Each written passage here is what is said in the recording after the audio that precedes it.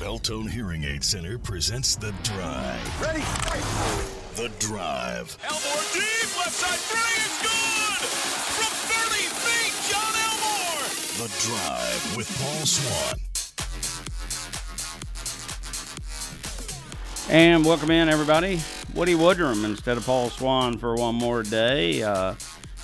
Glad to be with you today here on the show. And forgot to mention yesterday, Beltone is our sponsor. We appreciate that now. They're just down the street.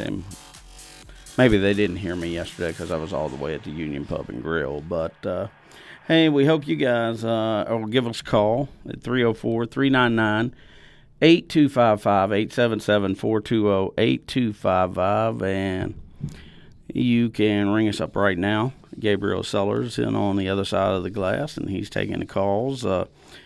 Big doings tonight. Obviously, the World Series, first pitch this evening, so that's coming up. And we've also got lots of other things to talk about. A couple of things right off the top here.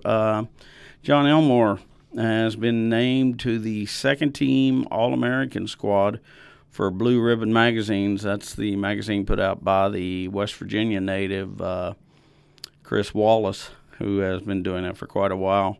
But he picks John for the second team, so that's fantastic. Alex Millette, the injured Herd lineman, had his surgery, and it all went well today, so he's ready to work on recovery, getting ready for next year. And a guy who's been on the mend the last couple of weeks for Huntington High School, Ty Wilcoxon, who is still like number 5 or so in scoring, or in rushing, number 10 in scoring. In the MSAC, he announced today he will sign with the Thundering Herd. So the former product of the Fairland Dragons playing this year at Huntington High. He should be back, they think, for the Spring Valley game. And that, of course, is coming up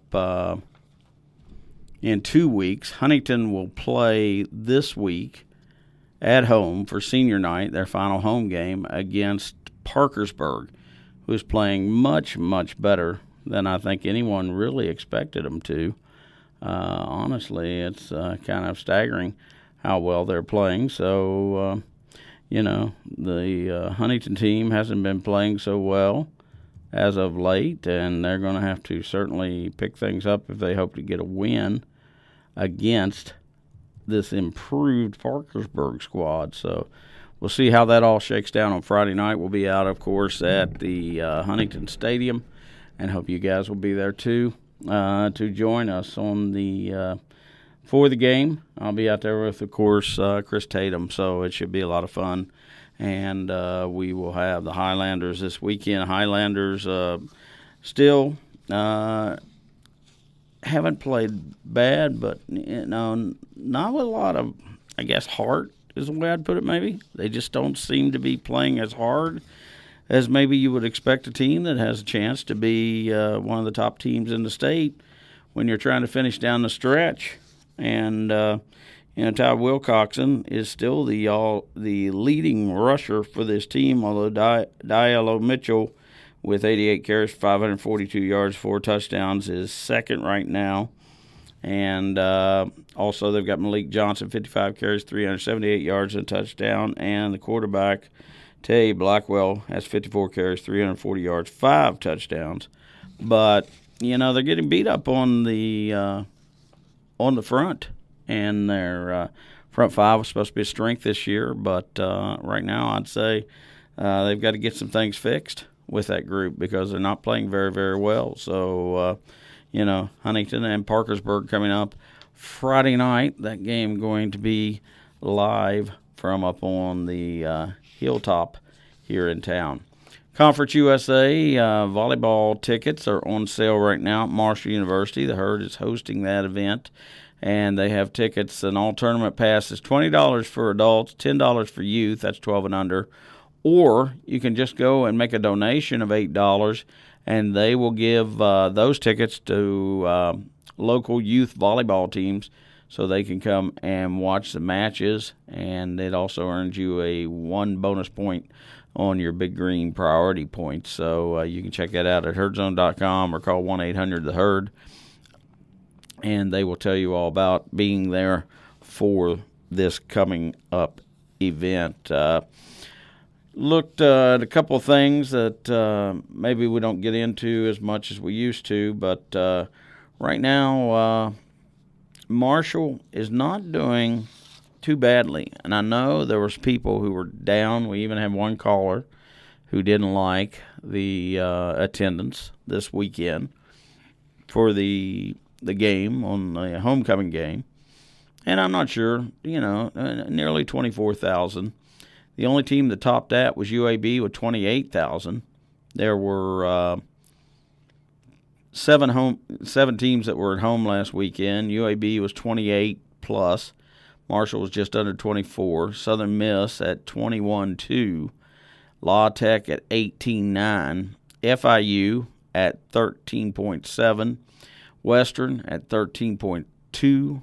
And Middle at 13,000. So last week's average, 18,800. The season average, UTSA is number one there. They got the Alamo Dome, of course, and they had a big game to open that, but they've settled in at 27,800. Marshall is second at 26,614. UAB's at 25,600. North Texas 24,100. Southern Miss 22,500. Rice 22,100. And FAU 20,400. The teams that are under 20,000 start with La Tech at 20.2 thousand. Then Old Dominion. Now this isn't actually bad because their stadium only seats 20,000. So they're drawing 19.9, and that's not bad. 16.6 for Western. UTEP at 16.4. 16.4 for UTEP. When we entered this league, that team drew 45,000 on a regular basis. But they haven't been very good, and that has dropped 30,000 fans. That'd be like Marshall going from 24 to 4,000. It'd be along that lines. Middle, 15,500. FIU, 15,200. Charlotte, who hasn't been very good but is playing a little better of late, has drawn 13,400, and the average for the league just 20,000. So 18,000 is the average in 18-2 in the East Division. In the West Division is 22.5. So I don't know, if it's realistic to think about those numbers coming up or not. I mean, let's be serious. It's a middle. It's not a P5 league. It's not a Power 5 league. Even the American, has trouble drawing. Certain places are not drawing well these days. Memphis is still not drawing well. Tulane is drawing okay with their new stadium, but not great. Tulsa, not great. So a lot of teams in the American that want to call themselves the P6 are hardly anything but. They do have South Florida, USF, though, is in the top 25. And so that's a good thing for them. Appalachian State ducked into the top 25 in the Sun Belt this week. And I saw some people saying, why don't they just invite Appalachian State? I would take it one step further. I would say that this, two leagues, two spread out between El Paso and West Virginia or Virginia Beach, if you want to go that way, is not working. Why not make two regional conferences? And how could it be worse? I mean, there's no TV money right now. They're existing on a diet of ESPN Plus, a few games on CBS Sports Net, bowl games on ESPN or ESPN2, and really no great TV money coming into the league. How could it be any worse? Being two more leagues, and you pick up Appalachian State, and you pick up, say, Liberty or JMU or both, and you crank yourself up by a Southeastern League or an Eastern and Southern League, and you let it rip like the Southern Conference. At least everybody was in the same time zone. Everybody had similar teams when it came to putting the talent on the field, and just play that way. I don't think you have to have a 16-team tournament. You're playing your basketball championship in a football stadium in Dallas that really only serves North Texas as a home base, and they're not one of the top draws in the league in basketball for sure. So I don't know. I just don't think it works. I mean, I think that this league needs torn down and rebuilt. You know, it was a league initially of Southern independents who had not managed to worm their way into the ACC, the SEC, the Big 12, wherever you might think of. They just couldn't get there. They weren't invited, and so they formed together, Memphis and East Carolina and people like that, and they came together and they formed a league. But as soon as, you know, their people realized what they had signed on to on the first expansion with Marshall coming with, you know, some of those teams, and then the next one was picking up some teams with potential, which is the worst thing in the world because it was TV potential, and they took Charlotte, and they took Old Dominion, and they took some other schools that really, I don't know. I mean, I didn't think they were good choices then. I've not been moved to think they're good choices now. So I think it may be time to blow the whole thing up and start over. I would love to hear what you think about that at 304-399-8255, 877-420-8255. And, you know, I mean, I don't think that we're going to have any time in the future where this league is averaging 30,000 people. I mean, I pulled down the bottom 25 as done by CBSSports.com, and 4 of the teams in our league are in there. Number 25 is Old Dominion, although they got their second win last week. Did you see that? How that happened? I mean, did you know how that happened? It got to be late in the game, and they were down 7, and they needed to drive, and they got a couple of penalties, and then they got an untimed down and got into the end zone with that. So an untimed down, hit the extra point, tie ball game, 12 seconds, a kickoff to Western. Western throws a pass and tries a field goal with 2 seconds. They get an untimed down because of a defensive penalty. They try it again. They grab the ball, run the ball back, and they score. You know, they set up a field goal because there's a penalty on the run back. And so ODU gets the most unbelievable win of all time with 3 untimed downs, including 2 that extended play for Western Kentucky and led to a missed field goal that ODU ran back and got a chance to kick. So, I mean, it's, it's hard to imagine how a game could end that screwy. Let's go to the phone lines right now. Out in Wayne, we've got Dennis. Dennis, welcome to the show. Oh, we've lost Dennis. Okay, I'll tell you what, Dennis. We'll take a break, and you can give us another call, 399-8255 or 877-420-8255. We'd like to hear your conversations and more here on The Drive on ESPN 94.1 FM and AM 930. You're listening to The Drive with Paul Swann on ESPN 94.1 FM and AM 930. Welcome back, everybody, to The Drive. I'm Woody Woodrum sitting in for Paul. And later this week, you have Billy Cornwell will be in, our Spanky. They're both tied up in the Fall Fest parade down in Sarita Canova tonight. And we'll go down that way, down to Wayne, where Dennis is on the line wanting to talk about Conference USA. Dennis, go ahead. Welcome to the show. Well, thank you, Woody. I haven't talked to you in a long time. Who all would you envision? Like, would you just divide the conference up? Would you start a new conference like with most of them in the eastern part of the conference and bring it in the view from Sun Belt? And really, I'm not so sure about Liberty. Well, you know what you get with Liberty, though? You get a school that has a television network ready to plug in for you. and any problems there might be with them playing on Sundays and so forth, which is one of the things I've heard about them, or being religious based. So is BYU, so is Notre Dame. They're religious based. Nobody in a school the size of Liberty has anything going for it the way they do on television. I just think that makes some sense. But I just don't. I'm not.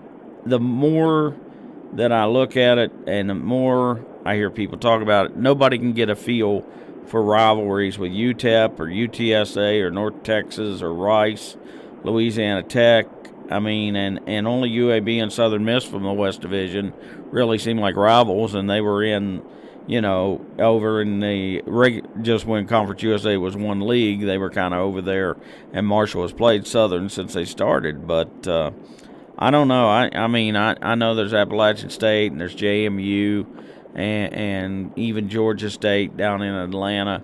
I just think something that is more south and east in its designation has a better chance of getting the fans jacked up about playing if they can make games to conference rivals, and that's what I think about JMU and Liberty. That's right in the driving wheelhouse of most of the teams. The Florida teams, you keep them in because it's always good to have teams in Florida. Okay, well, you don't think anybody else MAC could be interested in anything like that? I don't really, because they haven't shown any interest in moving before. I mean, they seem very happy with the league that they've got and the mission they have, and I just don't feel like that anyone in the MAC has ever really. I know Toledo talked about it. They got a president in who said absolutely not. They weren't changing for anything, and outside of Ohio or Miami, and Miami doesn't draw very well after their first game, and Ohio doesn't draw as well as they could, I think. What else is the attraction? I know they have plenty of money because they're very well state funded, but that would just put Marshall on the wrong end of that chain again. Okay, so you're talking about like Western Carolina and the Florida schools, maybe Southern Miss, UAB, and all that. Yeah, Southern Miss and UAB, I think certainly are possibilities, even though they stretch it a little bit. But at least Mississippi and Alabama, I feel, are more southeastern in there. I don't think they're very happy being in a division with La Tech and the Texas schools. But there wasn't much the league could do when that's all they had to divide. So, About an 8-team league. Yeah.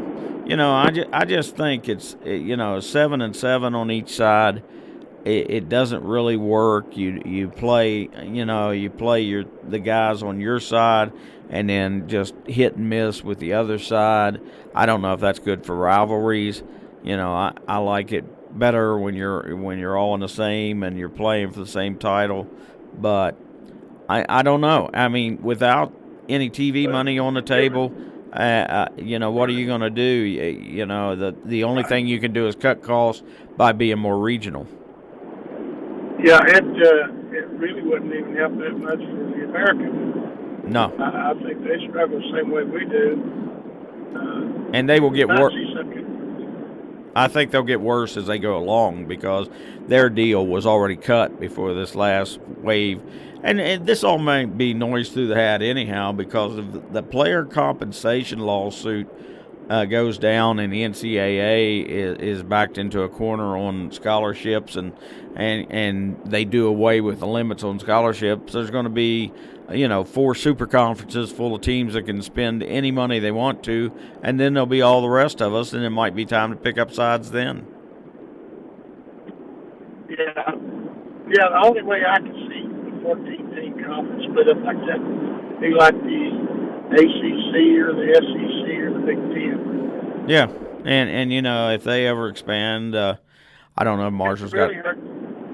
Yeah, I don't think Marshall has a real shot at that. I mean, so I I think it's you're going to have to get together and figure out who you can best work with and what makes the most sense rivalry-wise, and just pick those teams and try to put something together that works for you, and not worry about what's going on the rest of the landscape. Well, I think this regional thing being spread out like that's it's even hurting the Big 12. Yeah, no doubt. Hey, Dennis, I appreciate the call. All right, thank you. 304-399-8255, 877-420-8255. Yeah, you know, me and Dave Walsh were talking about this a little bit yesterday, and there were closing arguments last week on this injunction against the current NCAA scholarship limitations, which are currently room, board, books, tuition, cost of attendance. And then, of course, they're allowed to do more food now than they used to be able to do, and they're also able to pay for some of the parents to go to bowl games and whatnot.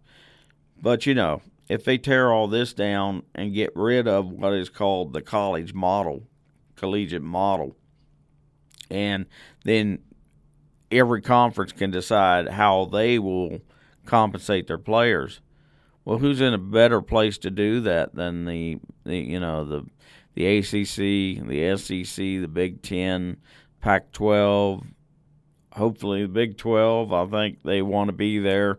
Some of their schools would.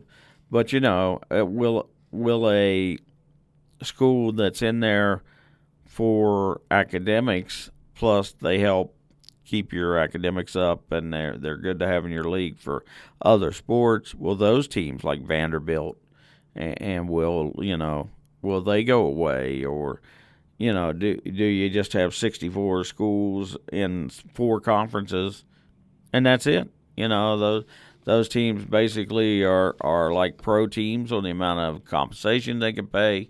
And it's just, you know, I think it could very well happen. And so do a lot of other people.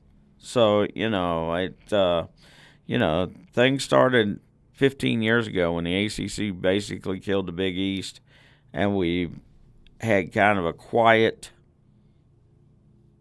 area for a while.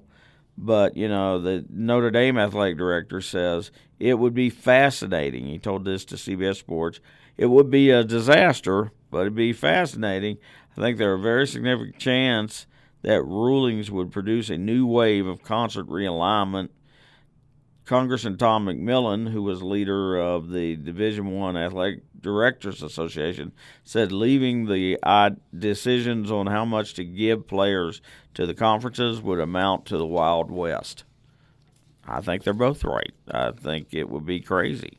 And some schools are going to find out they didn't really matter to the schools they've been in with conferences for years. They just kept them in while it suited their purposes and while it didn't hurt them at the market. But, you know, I mean, those leagues are getting $125 million each on television money. That's more than the entire Conference USA gets in 10 years. I mean, it's ludicrous to think that Marshall should be able to play with a Big Ten or an SEC school or an ACC school. They shouldn't. That schools sneak up and trip somebody up occasionally. We talk a lot about that, but we never talk about the other 35 drubbings that those leagues took. We talk about the close ones and we talk about the upsets, but there's a heck of a lot more beatdowns than there are all that other stuff. So, you know, I mean, you got to think the SEC would be all in. But would Stanford, would Duke, would Notre Dame? I don't know. You know, if those leagues go all the way in, I don't know. It's going to be interesting to see what comes down. A Power 5 commissioner said, I think we will lose. I think that the NCAA is going to appeal this, but the issue, you know, would not be dead even though they're appealing. And a lot of people have thought for a long time that the SEC, the ACC, the Big Ten, each would pick up another couple of schools and go to 16, and you'd have 4 conferences of 16. So we could see that. I think TV people are looking for that. And that the next TV contracts come up for negotiation 2024, 2025. By then, I think we'd probably be through all the Supreme Court and lawsuits that we need to get. Hey, the phone numbers are 304-399-8255, 877-420-8255. Love to talk to you today here on The Drive on ESPN 94.1 FM and AM 930. Now, back to The Drive with Paul Swann on ESPN 94.1 FM and AM 930. Hey, everybody. Woody Woodrum with you. Paul Swann out this week, and we're glad to be with you. Gabriel Sellers on the other side of the glass, and the phone numbers are the same, 304-399-8255 or 877-420-8255. I mentioned the bottom 25 had 4 teams of Conference USA. I didn't name those. And there are some P5 schools in there. Oregon State, Rutgers, Louisville, and North Carolina are in there right now. But right now, Old Dominion is number 25, and that's despite, as I said, winning that game, that there were 3 plays that were untimed downs in that game, and Western Kentucky was the loser on that, and they fell to 1-6. Western is number 13 in the poll. ODU's number 25. Rice is number 5 at 1-7, and then number 1 is UTEP at 0-7.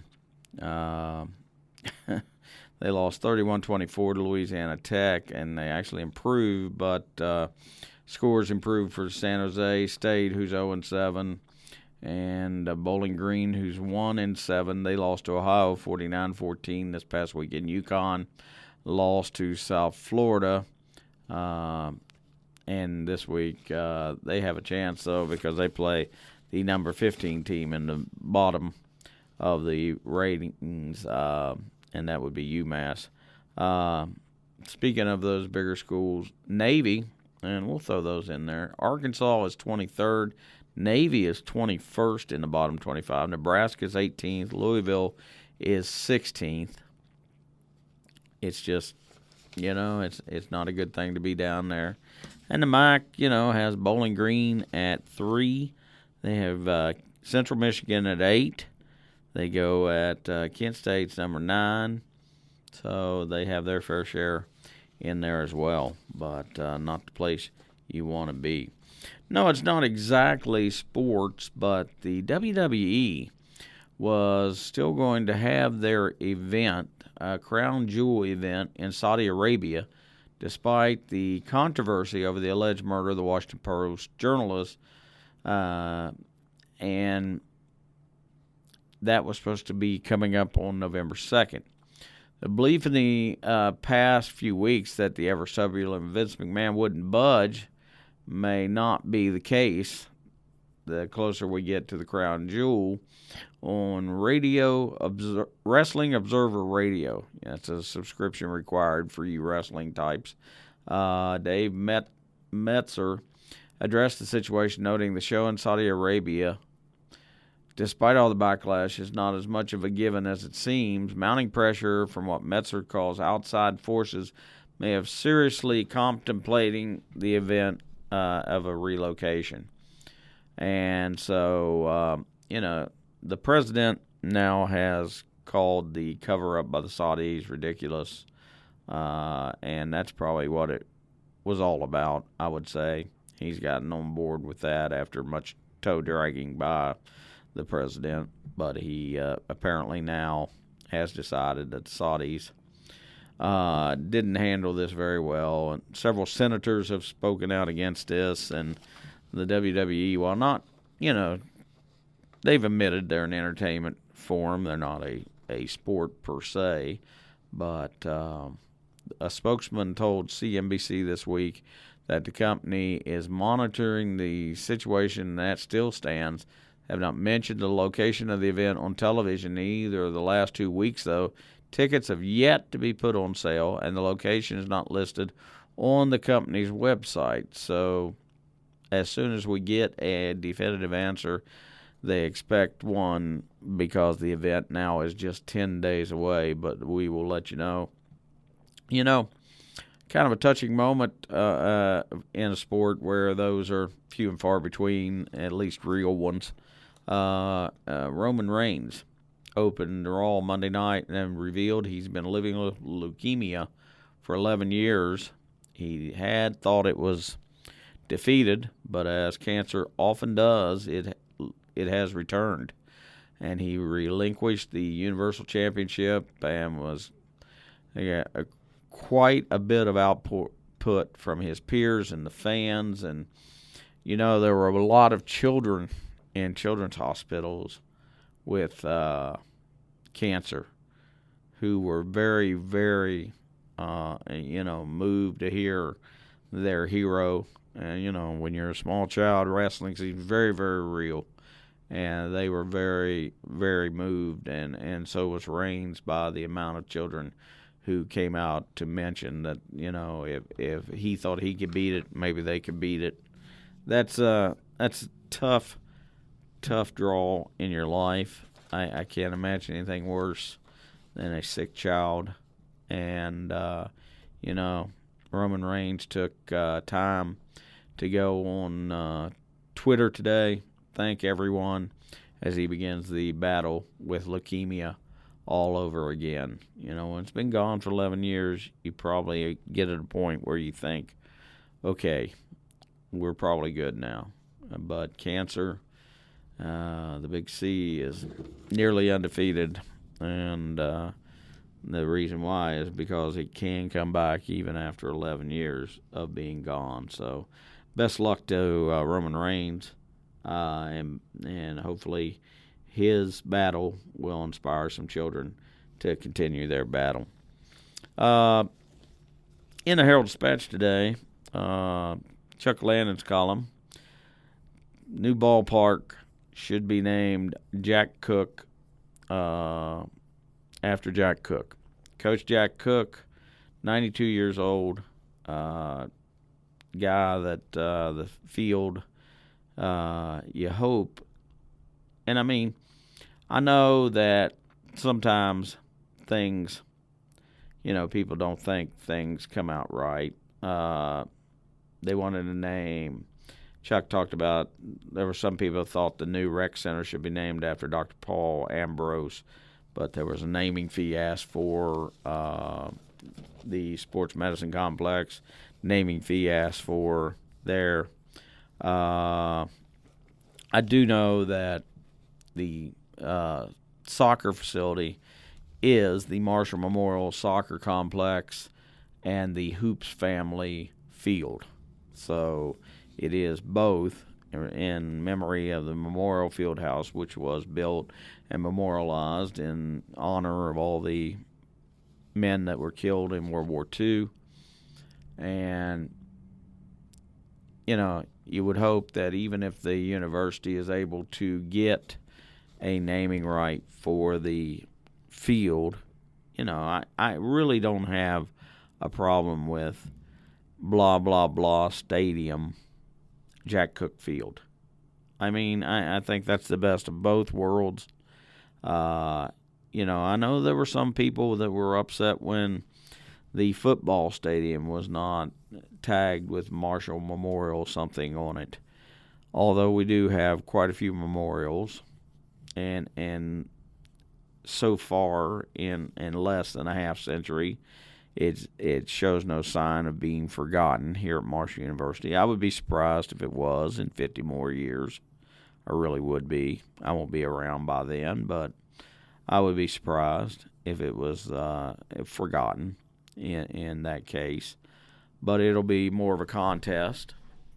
I have related a story in here about Purdue had 11 people killed while they were riding a train to play Indiana in a Thanksgiving Day game. They wrecked and 11 people were killed. Not all football players, but some band members in the day of, small band, small team. And their gym was built with 11 steps to honor those people. when that gym was tore down, somebody said, well, what did they do with the stones memorializing somebody? And everybody went, what? So, things can disappear when, there's not a big deal. There's not someone to maintain that. But I just think that Marshall has, the cemetery, the bronze on the side of the stadium, the remembrance every November, the turning back on the fountain every spring, the fountain, the Memorial Student Center, all of that. I think we'll keep that from becoming something that is forgotten. So if you can get some bank, some corporation, somebody to post some money and you name it blank stadium, Jack Cook Field, I think that would be wonderful. But I do think Chuck raises an interesting question. Who's going to own this field? Will it be the Marshalls as a tenant, or will Marshall own this? The city paid for the land, so I guess that remains up in the air a bit. But if you haven't seen the drawings, it is beautiful. Looks like it's going to be a really nice stadium, exactly what the Herd needs and deserves, and something that we can hopefully get summertime baseball in at lower levels, rookie league or single A, something along those lines would be really sensational. So hopefully that project gets off the ground here real soon, gets some earth turned over, and then we will begin to see the baseball team finally, after years of being vagabonds. I mean, the only time they've ever actually owned a field, and University Heights really doesn't count because that was property the school just didn't want, so Jack and Mr. Piepenbrink went out there and kind of dozed that out and turned that into a ball field. But it was crude at best. Since the school actually had the fields that are between the science building and the student center, the commons they call it now, I think. We called it Central Intramural Field in my day. And back in the teens and 20s, that was actually where the Herd played football and basketball until they built Fairfield as well. So it would be nice to see the baseball team finally get a home. Tell you what, we got to take one more break. When we come back, we'll set up a World Series for you, and we'll talk about that coming up later tonight on ESPN 94.1 FM and AM 930. You're listening to The Drive with Paul Swann, presented by Beltone Hearing Aid Center on ESPN 94.1 FM and AM 930. That's right, the good folks from Beltone, just up the street from our building here on 6th Avenue, and we hope you'll drop by and see them for your hearing problems. Hey, it's Woody Woodrum. I'm wrapping up my second day, and don't forget Billy C. or Spanky will be here, I think, a couple of days this week, and then I'll be back Friday from out live at Huntington, where they'll face off against Parkersburg. It'll be senior night. And we'll talk a lot of high school football on that night. 304-399-8255, 877-420-8255. It's been more than a century since these two teams faced off in the Fall Classic. The Boston Red Sox no longer have Babe Ruth as they did back in 1916. You might have heard about that. And the Los Angeles Dodgers aren't called the Brooklyn Robins anymore. And then the Brooklyn Trolley Dodgers, and finally just the Brooklyn Dodgers before they moved to L.A. after the 1957 season. We have Chavez Ravine versus the Green Monster. It's Fenway Park versus Dodger Stadium. And it is Boston ace Chris Sale against L.A. ace Clayton Kershaw. And a battle of pitchers. I know we'll have a lot of these games here on ESPN Radio. We may get bumped occasionally for football games that we have to carry, but it should be a good game. Kershaw this year was 9-5, 2.73 ERA in the regular season. Chris Sale was 12-4, 2.11 ERA. And, of course, first pitch scheduled for 8:09 tonight. Momentum would be a key factor. And it's also raining in Boston. Matter of fact, it's supposed to continue to rain through about 7 o'clock. And they've got the tarp down, so they'll peel off the tarp and get the field dry. Some of the players were out messing around with the Green Monster, though, that does play balls differently. The way they've got kind of a triangle out there in center field. Ball can take a funny bounce off of that. There's a low wall to the short porch of right field. Of course, the pesky pole is only about 220 yards down the right field line exactly. You're going to hook one that would go foul anywhere else right around that and get a home run. So Chris Sales, though, has thrown 303 pitches this year at 97 miles an hour or more, but none since August 12th. A little wear and tear on the arm comes with the season. Should be a good first game. Hope you'll catch it right here on our station. Don't forget, coming up next will be the Metro News statewide sports show. Coming up next, Tony Caridi and the gang will get you up to date on what they're talking about. Hey, I appreciate being with you the past couple days. Thanks to Gabriel Sellers behind the glass, and thanks to you for listening. We know you have other choices. So this is Woody Woodrum say, I will not talk to you until Friday, but they'll be back here tomorrow with more of The Drive on ESPN 94.1 FM and AM 930. We'll talk to you then.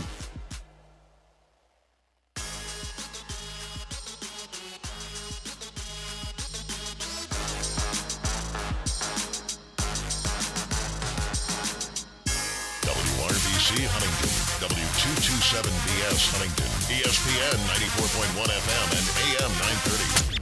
Huntington Sports Station.